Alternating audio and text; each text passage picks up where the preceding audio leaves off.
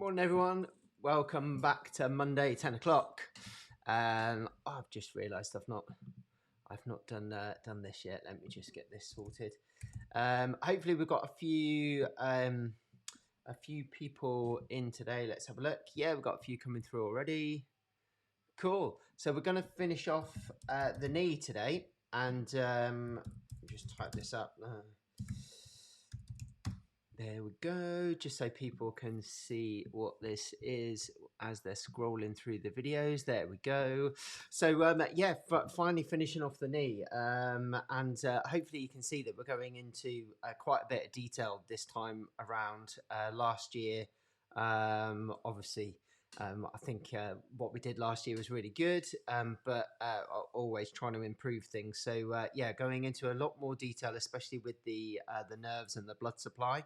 So yeah, and today is going to be all about the blood supply. So we're going to do a little bit of a recap of the nerves that we did last week, then some little bit of a recap as well about the muscles.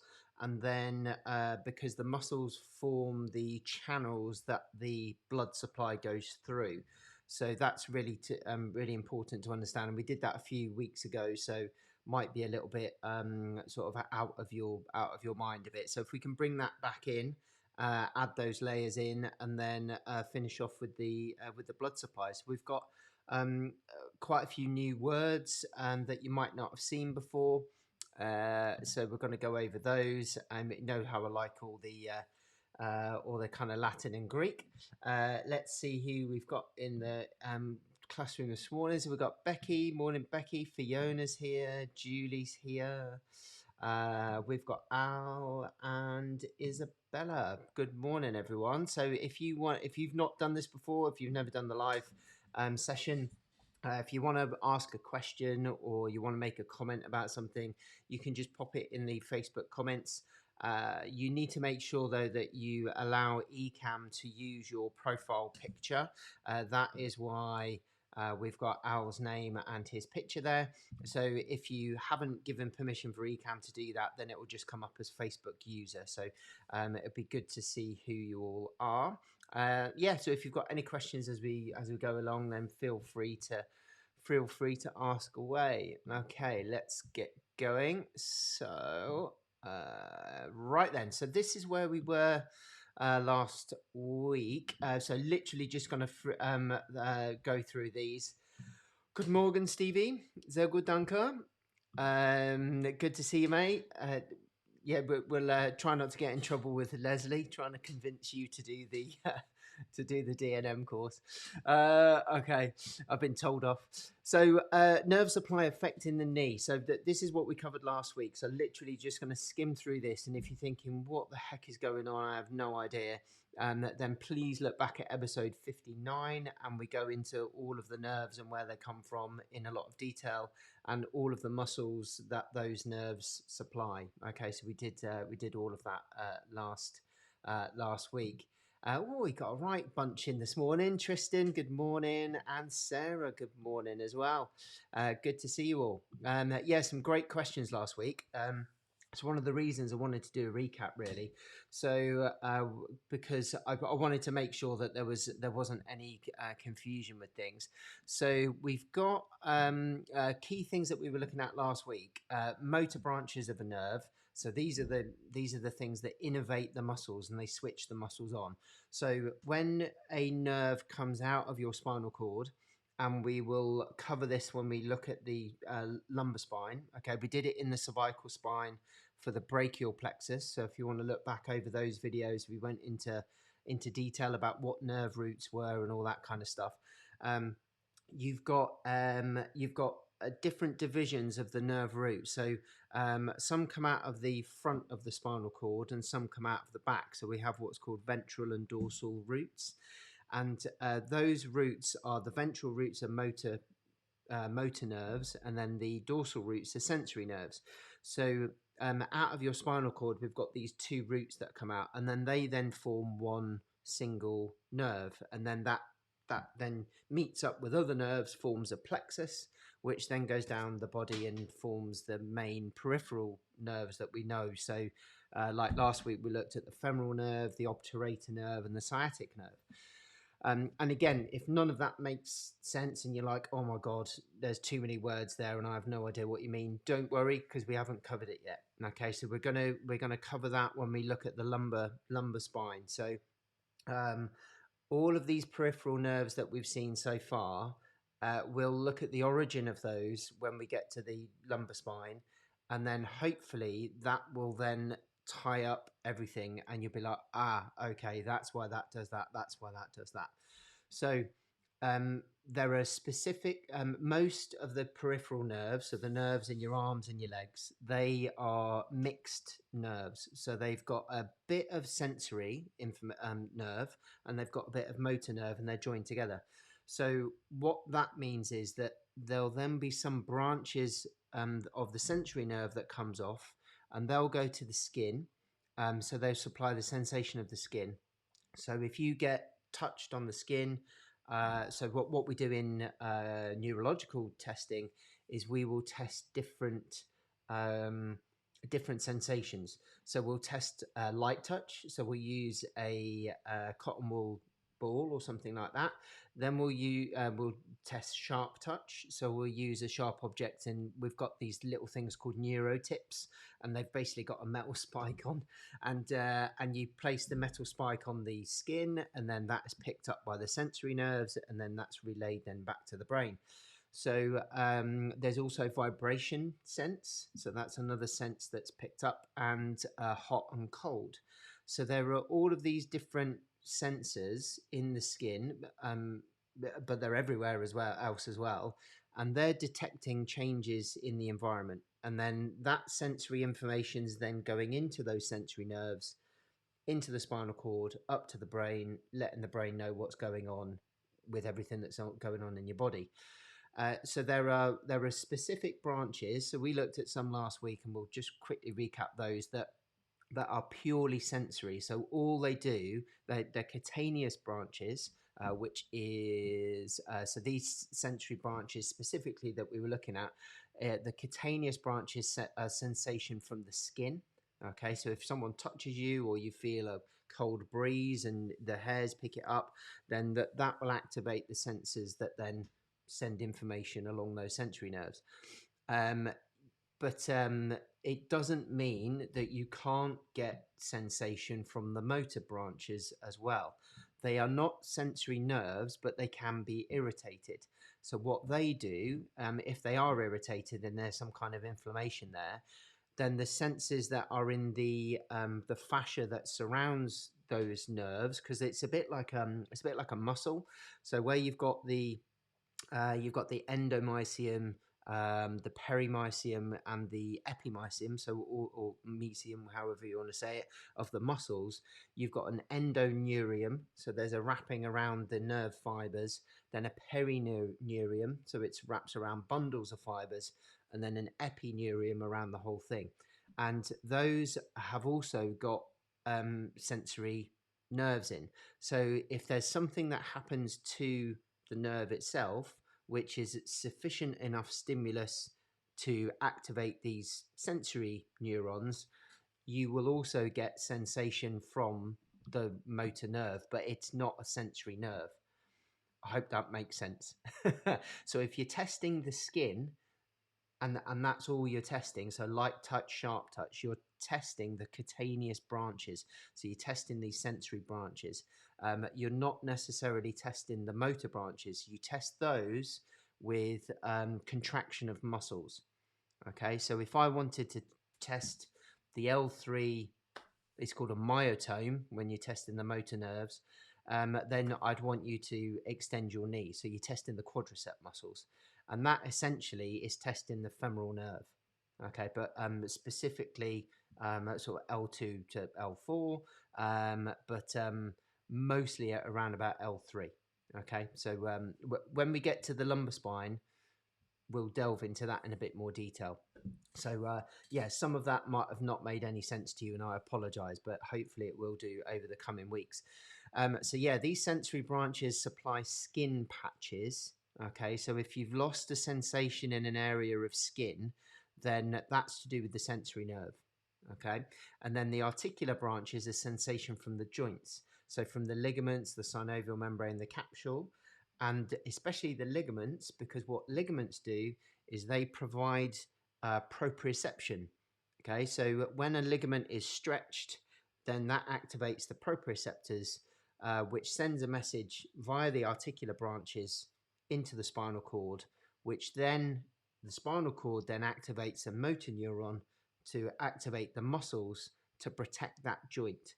So if you roll your ankle, like in an inversion sprain, you will stretch the anterior talofibular ligament. So the proprioception will be activated, and then immediately your body will then contract your peroneal muscles to try to right that joint so it doesn't injure the ligament any further. So everything is all working together. Okay, it's I try to simplify it as much as I can. And pain is a weird one because there's just because you've got damage somewhere doesn't mean it's going to be painful. So there's all that thrown into the mix as well. So yeah, it's there's lots and lots of things to think about when you're trying to work out what's going on and why someone's experiencing symptoms. It's not as simple as they have X, so then it's Y. Sometimes it is, but some quite often there's a lot of factors at play. Okay, so it's quite complex. All right, so sorry. Cool. Yeah, sorry, Sarah. Yeah, so hopefully, like I said, over the coming weeks, as we get up into that lumbar spine area, and we look at the branches of the nerves and how they all then form the peripheral nerves that we see, it will make a little bit more sense. Okay, but it's not not black or white. All right, so which is nice to know, really, because if someone says, yeah, science with the body is never ever 100%. It can be like 99.9, but there you can never ever be 100% sure of something. So if someone says something like, oh, it's this that's called, especially with pain, if it's this that's causing your pain, they won't know 100%. Okay, even me, if I but so the thing is, it's to do with likelihoods. So something is either more likely or it's less likely. So if I think it's this because this is the most likely reason, then we will continue down this course of treatment, exercise, whatever it is, and then knowing that it's not going to make you any worse, but it might make you better, right? And that's where you need to be. Welcome to Monday morning. I can't believe I said all that 10 o'clock in the morning. I've had a couple of coffees. Right then, so we've got femoral nerve, however you want to say it. So this is the nerve that goes down the front of your thigh. I'm not going to labour over this because we covered this last week. Okay, I want to move on to the blood supply today. But you've got two branches, anterior and posterior. and they are split by something called the lateral circumflex artery, which we're going to look at today. Okay, so where the artery comes wraps around the hip, which we'll see, the nerve then goes over the artery and splits. So the one to the back is posterior, one over the front is anterior. So that's why it's given that name. And then so that's the pathway of it. We looked at all of the muscles that it innervates, and then also it then becomes the saphenous nerve, which goes down the inside of your leg and is a purely sensory branch. Okay, so there's no motor part of this saphenous nerve.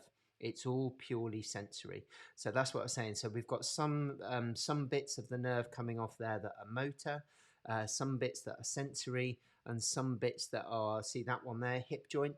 So that's articular branch. It's because it goes to the hip. Okay. Cool. That was just another picture of it, and this is the distribution of the sensory part of the nerves. Okay, so we've got the femoral nerve on the front. So sensory branches of that will give sensation to the front of your thigh. And then if you lose sensation along the inside of your leg and down the calf, then that's the saphenous nerve. It's part of the same origin, so it's coming from the same place, but it's just a different branch of that pathway. Okay, so that's what the saphenous nerve supplies. The rest of the legs, all the bits that are white here, they're supplied by the sciatic nerve round the back, but where it splits into the tibial and peroneal nerve. Okay, and we looked at those when we did the ankle and foot. So again, if you've never heard of those nerves before, we've done them a few weeks ago when we were looking at the ankle and the foot. Cool. Obturator nerve is on the inside of your thigh. So these are all the adductor muscles, and it's goes through the obturator foramen. So obviously you can see it on that side. It's filled with a muscle there. And that's why you've got these obturator muscles. Okay, that hole is called the obturator foramen, so obturator hole. That one there is called the sciatic foramen, or great sciatic notch sometimes. So we've got these pathways where the nerves go through, and that's where they get their names from. So obturator nerve coming down here, and it supplies the inside of your thigh. So these muscles along here, so you can see here, pectineus, adductor brevis, longus gracilis, so adductor muscles, and then sensory part of the skin on the inside of your thigh. So if you have a strange sensation on the inside of your thigh, then it may be to do with the obturator nerve, the sensory part of that nerve. You do also have posterior branches which go to the knee and one of your hip rotators and another one of your adductors. Okay, so that was that one. That was another picture of it. There's the sensory distribution. So if you start to add things up now, you had femoral nerve which covered the front of the thigh, the obturator nerve on the medial aspect of the thigh, and then the medial aspect of the calf and down to the foot. That was femoral nerve still, but it was the saphenous part of it. That's where it gets a bit confusing. Okay, so this is purely femoral nerve, and then it changes into, just the name changes into the saphenous nerve as it goes down the inside of the thigh. So we have got this bit covered by the obturator, the front part of the thigh covered by the femoral nerve. Okay, in terms of skin sensation, so sensation on the skin. Then we've got the sciatic nerve, and this is where things started to get a bit confusing, because we always think about pain down the back of the leg is coming from the sciatic nerve, and it could be because the motor branches are irritated, or the nerve root is irritated, and it's creating sensation down the back of the leg, but not the skin. So if you have changes in sensation in the skin, that is not to do with the sciatic nerve, because there isn't any sensory nerve coming off of the sciatic nerve at that level. Okay, so there can be a mechanical sensitivity, so where there might be some nerve tension down the back of the thigh. there may be irritation of all the structures around those motor nerves, which would then activate some other sensory receptors, but it wouldn't necessarily be from the sciatic nerve, because there isn't a skin branch coming off of the sciatic nerve above the knee. Okay, so that's quite important. So what about the sensation at the back of the thigh? So this was the question we kind of posed. So this whole area here at the back of the thigh is supplied by this one, which is the posterior cutaneous nerve of the thigh. So it does exactly what it says on the tin. It's posterior, it's at the back, it's cutaneous, which means skin, and then nerve of the thigh. Remember from the trochanter, so the hip, down to the knee, that's called the thigh. And then from the knee down to the ankle is called the leg in anatomical terms. Okay, so that this is the back of the thigh. So if you have a loss of sensation here, then that is not the sciatic nerve, that is this PCN nerve. Okay, so that's that. Well, is another thing to throw. Told you it's not that simple. Sometimes you get referred pain. So like in extreme example, like a heart attack, the problem is not down your arm or in your jaw, but you feel it there, but it's the heart that's the problem. And this might help explain things actually. So the reason why you get that is because the myocardium, so the heart muscle, is irritated. There is death, so there's necrosis. And then there'll be an inflammatory response around there. You might have a bit of myocarditis. We've heard about that a lot in the news with COVID. So that's inflammation around the heart. That is not picked up in the heart itself. It's picked up in the structures around the heart, which then feed back to your brain saying there's something wrong here. But your brain goes, well, it can't be your heart. It must be your arm. And it's because the sensation from here, the nerves that supply sensation here, come from your neck, which share the same nerves as the ones that go down your arm. So that's why we get that referred pain. And that's why you get referred pain from the pelvis.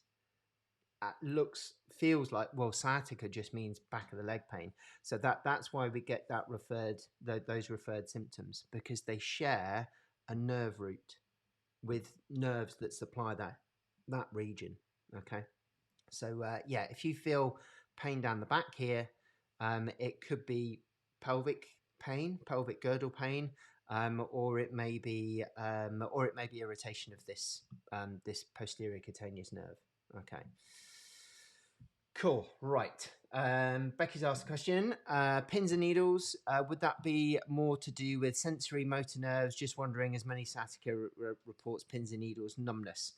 Okay, so if it can be a change of sensation if it's in a certain patch. So if it's in this area as a distinct patch, then it could be this cutaneous nerve. It could be following the pathway of the sciatic nerve, so it might be the motor supply. But here's the thing, pins and needles is often a sign of a lack of blood supply as well. So if you think about pins and needles in the hand, that can be nerves, specific nerves for specific fingers, or if it's whole hand, then it could be like when you sleep on your arm and your arm goes dead. You've basically cut off the blood supply, and then as soon as you release off it again, then it comes back. So it could be a blood supply issue as well. So like I said, it's not always that simple. So it could be any of them. Sorry. But what you do is you do your neurological testing and you see what comes out the other side. The whole thing is, when you're doing this kind of stuff, someone goes, right, pain down the back of the leg. We form what's called a sieve. So that sieve, you go through, right, okay, what nerves are there? What blood supply is there? What muscles are there? What tendon is there? What bone is there? What ligaments are there? And you go through all of the structures. And then you test all of those structures to see what comes out as most likely or least likely. You then take into consideration their past history. Have they had an injury there before? Are they a bit worried about that part of their leg? Have they got pain somewhere else that they haven't told you about? So have they got pelvic girdle problems that they just haven't mentioned because you haven't asked the question? So there's all sorts of things that feed into that person's symptoms. Yeah, I'm really sorry, but it depends. It could be any of them. Sorry. Well, funny you should mention that, Becky. I have nearly finished. I've been writing this for about a year, and I've not been happy with it, and then rewritten it. So I'm very close to finishing our neurological testing course, which goes into it uses these videos to help you work out what's going on. But it's literally step by step neurology, neuroanatomy, and then the neuro testing. So we do an online course initially, and then there'll be a day of testing afterwards, which will be face to face with us. So and I know that from teaching the sports therapy degree, Becky, as well. So that's one of the reasons why I put that together, especially nerve tension testing. You might have done a little bit of it, but it's not really black and white. Thank you. Okay, so Stevie said, so is that why flossing nerves work? Because we're trying to get sensation in the brain to potentially calm the irritation down. Yeah, I think it's the theory behind that is that there's a mechanosensitivity, so it's a mechanical stress, and by doing the nerve tension flossing, if you've never heard of it before, have a look at David Butler's work and the sensitive nervous system. If you Google his work on YouTube, you'll see he wears flowery shirts and wacky glasses. You'll know who he is straight away. And the idea behind nerve flossing is the nourishment of the nerve. So we're feeding that nerve with movement to normalize the movement, make it safe, absolutely. So that will probably help psychologically with how that feels, but also physiologically helping the blood supply to the nerve. Nerves are blood hungry, okay, and if there is a restriction of the blood flow, it's not happy. So that's another one of the reasons why we think nerve flossing helps. Okay, so quite often as well, it's one of those things where they've had things tested, loads of things done, and nobody's been able to find their symptoms. And then when you do those kind of nerve flossing exercises, they're like, yep, that is reproducing what I feel. And that is a comfort for people because they're like, this guy knows it and he's got it and he knows what the problem is. So that is part of the whole package. That's part of the whole thing because it's calming people down. Yeah, good. Thank you, Sarah. Thank you. Get you. Yes. No worry. As soon as it's live, then I'll post it in here and I'll let you guys know. But I think I've been talking about it for about a year, so it is very nearly ready. Apologies. Right. And then the last bit. Yeah. So this was the last bit. So finished off all of the sensation of the skin. Okay. So we had the posterior cutaneous nerve at the back. We had the medial side was the obturator nerve. The front was the femoral, and the side of the thigh. So if you feel weird sensations down the side of your thigh, that is the lateral cutaneous nerve. Just there. That goes underneath the inguinal ligament. So we'll have a look at that a bit more when we get to the hip. And it can cause something called meralgia paresthetica. And it's basically a compression of the nerve. It's usually with people who wear tight belts, so police force, fire service, anybody that's got a lot of heavy equipment on a belt, carpenters, workmen, or if you're a bit overweight and you're sitting at a desk and it's compressing that lateral cutaneous nerve, the side of your thigh will go dead. Okay, and I've had people come to me saying, "Oh, I've got sciatica." You say, "Where is it? Where do you feel it?" And it's on the front, on the side, and you're like, "Well, good news is it's not sciatica." So that is the lateral cutaneous nerve just there. Okay, recap done. Jesus, that took half an hour. Okay, sorry. Let's go on to the stuff why we're really here. Let's get rid of that. Here we go. Okay. There's only one blood vessel, so hopefully this will take us up to the time. So blood supply for the whole of the leg comes from that. Okay, so the femoral artery supplies your whole leg. There is no other artery coming from the hip region that supplies your so your thigh and your leg and your foot all come through that femoral artery. Obviously, there are branches that come off and feed different bits, and there's one branch which is called the profunda. Okay, so you might see deep or a deep femoral artery, so DFA, or profunda femoral artery, PFA. The profunda means deep. Okay, so we've had that in the wrist and in hand. We've seen the profundus muscles, and then genicular is pertaining to the knee. So anything with genu, genicular, genar, that's all knee related. Okay, so we've got specific arteries around the knee that supply the knee joint, so articular branches, and those that supply the muscles all around in the kneecap and all that. Okay, so let's have a look at some of those. This I posted earlier today on Instagram and Facebook, I think, as well. But I think it's really nice because when if you look at dead bodies, basically, I was trying to think of a nice way of putting it, but that's it. Basically, after your death, because your heart isn't beating, your arteries are empty. So they're empty vessels. So if you did the first dissection on someone who'd recently died, you have a look at the arteries. The arteries are clear. There's nothing in them. So in the olden days, they used to think that they were windpipes, because they were empty. And all of the blood was in the veins because the body's not moving, they're just full of blood. Okay, so it would make sense looking back then that they would think that way.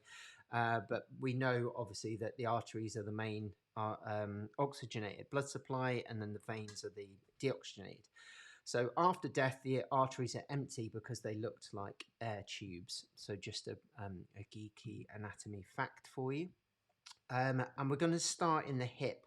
We're going to briefly go over this because I think it's important to know where they come from. But we will cover this in more detail when we get to the hip. Okay, so we will go over these again. So the key thing is this one here, and the veins follow the arteries. Okay, so we've got, this is your femoral vein, and you'll have a nerve laterally. So that's your femoral nerve, which we looked at the other week. Have a look at that. There's the lateral circumflex artery, which creates the divide in the femoral nerve for the anterior and posterior parts of that nerve. So that's what we were talking about last week. Okay, so circumflex artery will go around and supply the muscles around the hip joint, and the hip joint itself, I think. I'd have to check to be sure, but it goes off around the greater trochanter. So your femoral artery will come down here, and this thing here, so that muscle there is called your sartorius, and we've looked at that already. That at the top there is your inguinal ligament, and then that muscle there is your adductor longus, and it forms a triangle on your by your inguinal ligament. So it's at the front of the thigh. There isn't anything over the top of that. Okay, so there's no muscles or anything here. This is pretty much open. There's just fascia over the top. So this is a really good area to be able to palpate, to be able to feel a femoral pulse. Okay, so we'll feel the pulse there. And that's important when we're looking at blood supply to a region, or if you think that there might be something wrong with someone's circulation, because you can palpate both femoral arteries to see whether there's a delay on one side compared to the other. And if there is, that means that there's some kind of blockage on one side. If one's beating fine and the other one's sort of missing beats, then there may be a problem with the blood supply. So something that if you do some of the courses that look at those kind of things, those are the kind of things we look for. So femoral triangle, it's got your nerve, artery, and vein, and then your Y fronts. Okay, so you've got navy. That's the way to remember it. So nerve, artery, vein, and then your Y fronts in the middle. And obviously, I reckon Stevie is a Y front wearer. Okay, let's have a look at this. So this is your femoral artery just coming down here. Okay, and so that's your main artery there. And then this one coming off of it, that little branch there, that's your profundus. So the profunda means deep. So if you think about the deep thinker, yeah, that's your profound, profundus. So profund is deep, okay, and that branch of the femoral artery then supplies all of the adductor muscles, adductor magnus, and comes around to the lateral part, vastus lateralis, all that kind of area. Then your descending branch, so this one so there's your lateral circumflex. So that's the one that divides the femoral nerve. There's a branch off that comes down here, and it does go a bit further than this picture. That is the descending branch of the lateral circumflex. So basically, the descending means going down, and it's a branch off of that one that goes around. Okay, so the lateral circumflex goes around to the outside, and this one comes off it and goes down the outside of the leg. Okay, and it supplies something called the patellar network, and we'll have a look at that in a second. I'm sure, Stevie. Okay, so femoral artery just here. So that's the one that we've just seen, which was in the femoral triangle. So around that area there. So this is your main chunky artery that then goes down to supply your leg. All right. So this bit here, where can you see where it goes? Goes transparent at that area. That's because it's gone to the back of the body. So how does it go from the front through to the back? It goes through a little hole here called the adductor hiatus, which is what we've seen when we looked at the adductor magnus earlier. So we're going to have a look at that again, just to show you that. And then we've got another branch here coming off of just above that hiatus, which supplies the medial aspect of the knee. Okay, so this bit around here, which is the descending, so going down, genicular, which is to do with the knee. Okay, so main vessel is that one, femoral artery. You've then got a profundus, which is deep, or profunda. And then you've got this other descending artery coming down the outside, which joins into the patella. Okay, so let's have a look at that. This is the patellar network. So if we join this up, there's the descending branch of the lateral femoral circumflex. So that's the one that goes around to the hip. So that's where it ends up. Okay, it comes down the outside of the knee. There's your kneecap just there. Okay, and then this one here. So this is where things get confusing because you've got different names. This is the descending genicular that we've just seen. Okay, this is an image off of Wikipedia, I think. So that's this one here. And then have a look at these. So we've got all these branches here and here coming across here. Obviously deep ones there because they're going behind the bone. And then they're joining up here with the anterior tibial, which we saw when we did the leg. Okay, when we looked at that area. So this is the patellar network. Okay, so it's a network of blood supply, blood vessels that supply the tendons, supply the ligaments, supply the joints, all the muscles and the bones themselves, all around the knee. Okay, and you can hopefully now get the connection of where they've come from. So that branch there comes off of the femoral artery. That branch there comes off of that circumflex, which is part of the femoral artery, but a bit higher up. Okay, so we've got a couple of tubes coming down to supply the knee at the front. Okay, we've also got some at the back, and we'll show you that in a sec. So, introduce you to a new word if you've not heard of it before, something called anastomoses.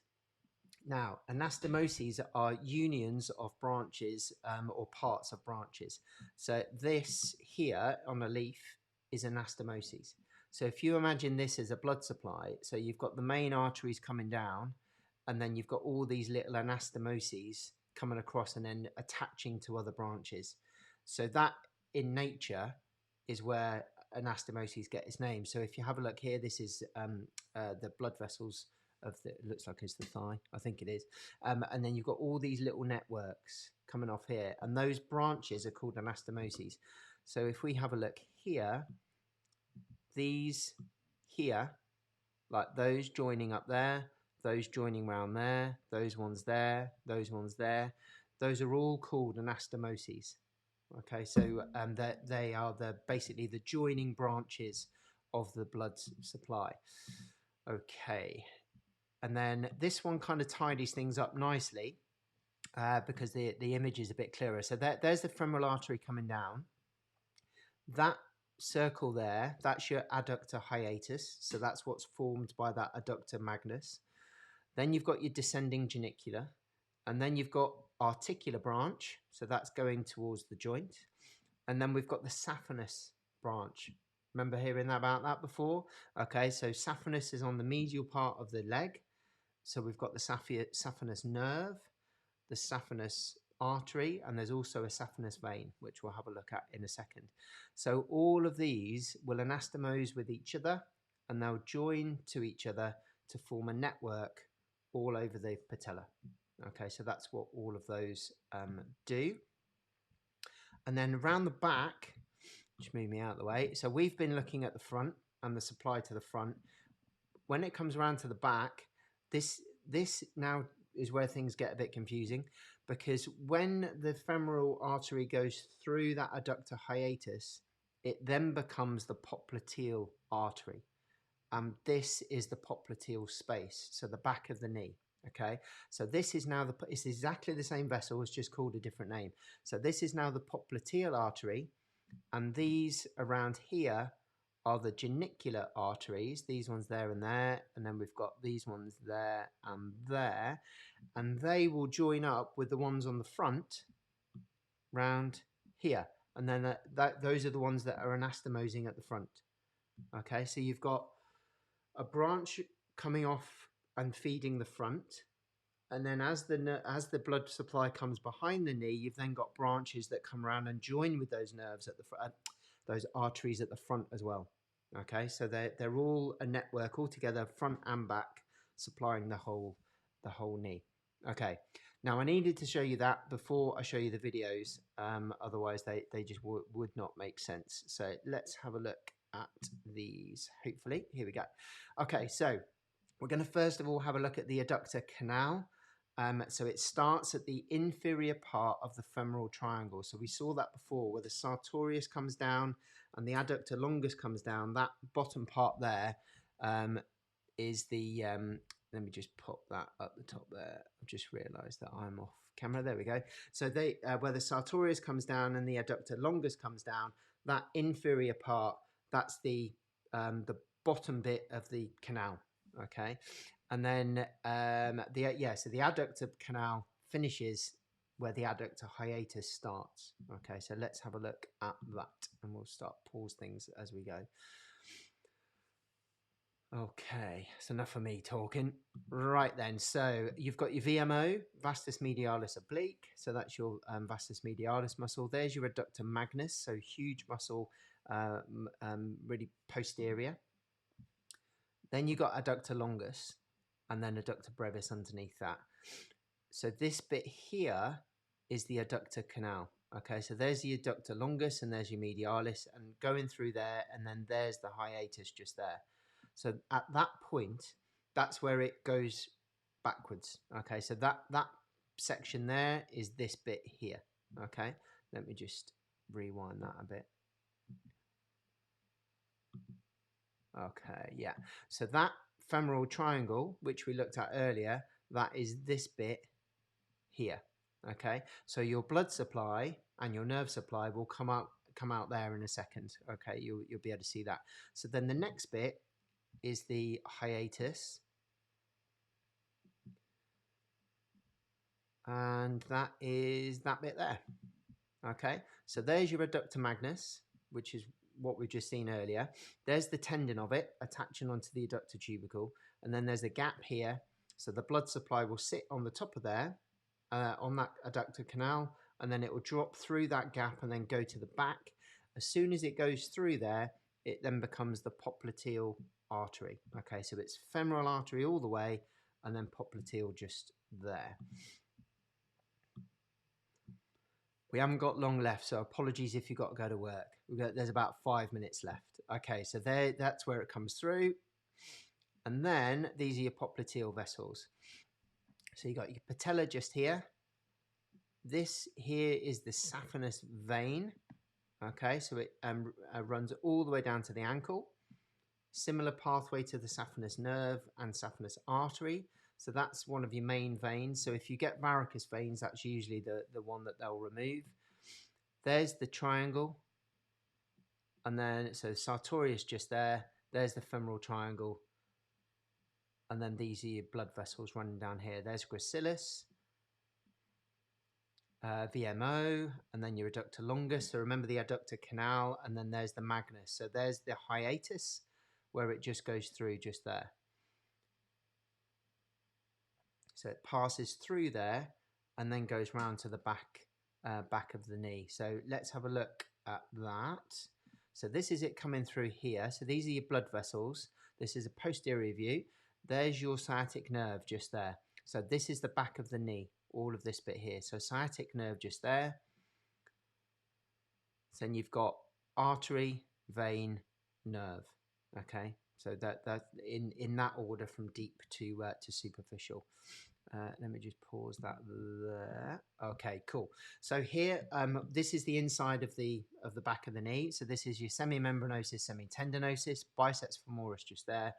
These are the heads of your gastrocnemius muscles just here. So you can see how things form like a diamond shape at the back of the knee. Okay, and all of the blood supply and nerves coming in those. So look at all these little branches coming off here. So these are your genicular arteries. So we were looking at those before. So we've got a lateral one and a medial one. Then you've got a blood supply that supplies the gastrocnemius, and these are called the sural arteries. And then these ones down here, these are your inferior genicular. So those are the ones that come around to the front to join up with the blood vessels at the front. And that's it. Amazing. Okay. So if we go back to that, so that's what we've just seen. Okay, so we saw the popliteal vessels coming down, and then the genicular arteries coming off of those there, and there, and that one just there. And it links up with, we'll just go back, with these at the front. Okay, so there's your genicular artery coming wrapping around. So that's, you've seen where it's come from, now you see where it's ending up. And then you've got your lateral genicular artery there, and then they all anastomose together over the patella. Okay, cool. And that is the knee. Okay, perfect timing, good. That was a bit of a heavy one today. Some really good questions, and hopefully we cleared up some things that, well, basically cleared it up by saying it's not very clear. Yeah, we do the best we can, and we make the best possible decision based on the information we have.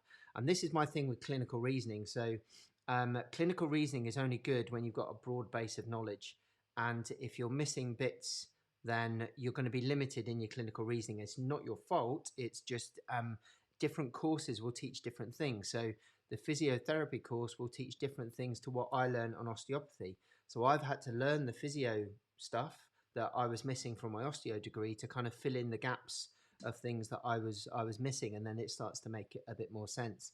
So yeah, clinical reasoning is bringing all of that information together so that you can make a really good decision. But you will never know everything, and that's why you refer people. Okay, so if you've exhausted all of your knowledge, all of your thought processes, and thinking I still haven't got a clue what's going on, that's the perfect time to refer people. And there is no issue with referring people. You should. Okay, so there is always going to be someone with a specific knowledge about something that you just haven't covered. Yeah, I mean, so something like the blood supply around the knee, surgeons need to know that inside out.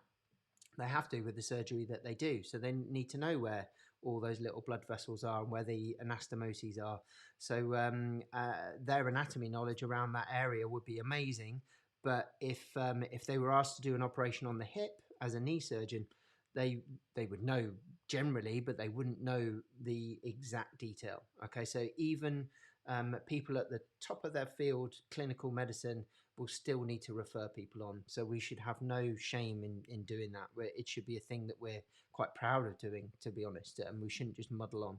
Okay, cool.